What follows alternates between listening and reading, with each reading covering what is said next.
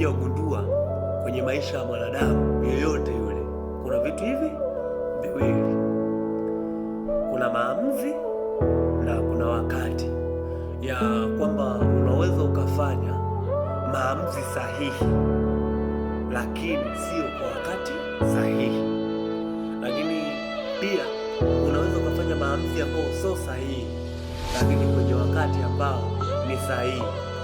Nichukulie watoto wa kiume, sisi hapa unataka kuoa, una miaka 35, unaona kabisa wakati wako wa kuoa ni sahihi kabisa, 35 miaka hii ni sahihi, lakini maamuzi ndo anakuzuia kwa sababu yote hii hauna fedha.